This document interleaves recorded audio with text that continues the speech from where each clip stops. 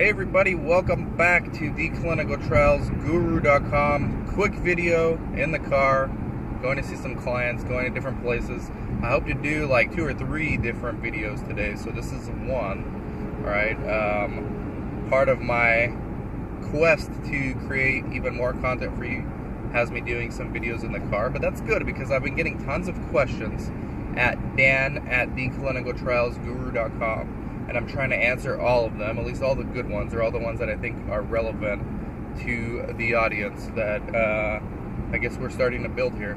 So this one comes from a marketing guy, and specifically a direct mailing marketing guy, and he's never really done clinical trial direct mail marketing, but he's amassed several different lists, large lists, nationwide lists of different patient types. So he has a 6,000 person list for ulcerative colitis across the United States.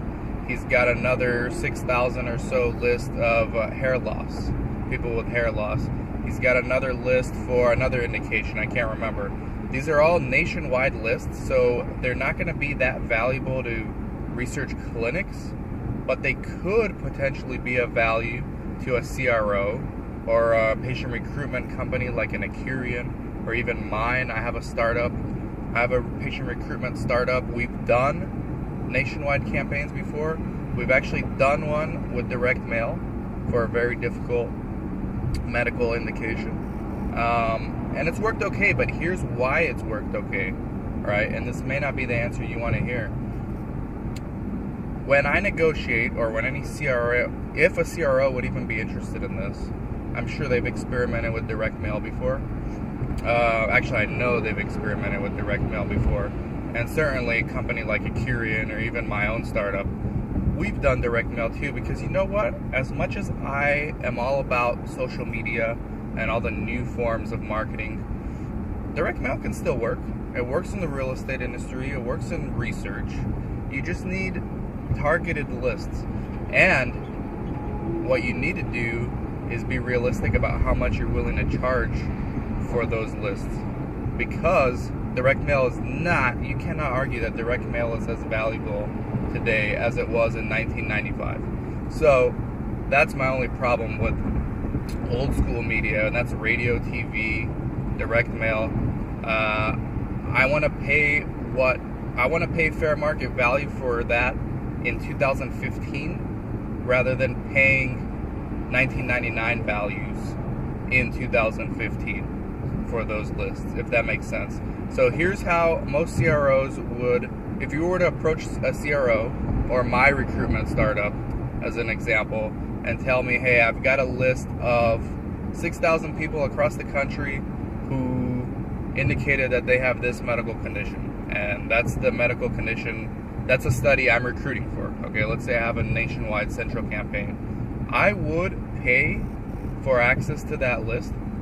I would pay to mail everybody. Just something about the study, maybe something generic, although I'd probably get IRB approval just to be on the safe side. I wouldn't pay much for it, because here's why. Yes, you may have 6,000 people on that list, but chances are half of them are going to throw it out, okay?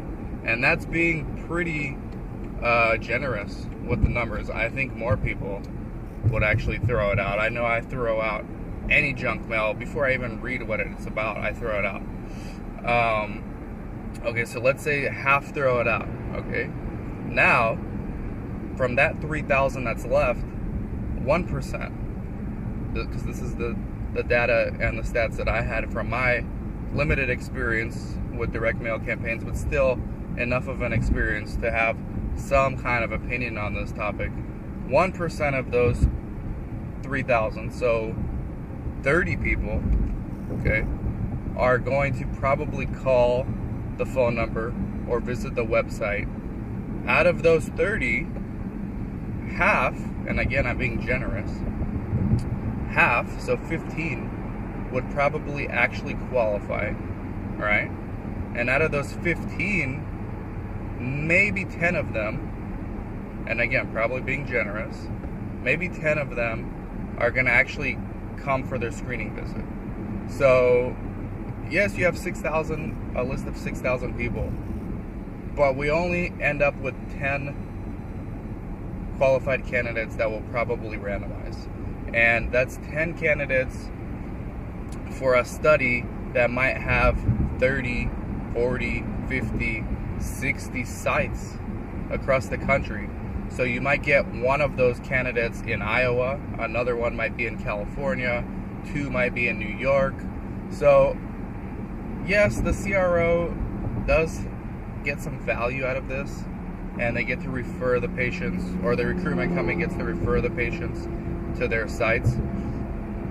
But at the end of the day, it's only 10 people. It doesn't move the needle that much. So the price that you're expecting to sell this list for is going to have to be reflective of that. Furthermore, those 10 people that actually get in, the recruitment company, like mine, or like a Curian, or like a CRO, although CRO is not really a recruitment company, but a recruitment company like mine would still need to make profit after all this is said and done. So we would charge a premium as a referral fee for those 10 qualified patients, probably $1,000 per patient. So we'd make $10,000. That's our profit for this entire campaign, or at least for this segment of the campaign. And so I would not pay more than $1,000 for access to your list. So, and of course postage and all that stuff we have to pay for. But that's my answer to your question. There is a space for this, but at the end of the day, when it comes down to the hard numbers and the hard figures, I mean, you're going to need a much bigger list if you want to charge more or make some real money out of it. So hopefully this helps answer your question. It's a long answer, but it's good because I've never actually done a video on direct mailing. And by the way, for you research clinics watching, I think having a direct mailing list, a targeted list in your specific geographic region may work better. Your numbers may be better than this nationwide campaign, because they're all local, and they're more likely to actually research your company or swing by the office and talk to somebody. So I think there's some value there, but yeah, just be careful about the prices you pay. Alright, this is Dan from theclinicaltrialsguru.com. Keep your questions coming in, and thanks a lot. Bye-bye. Yeah.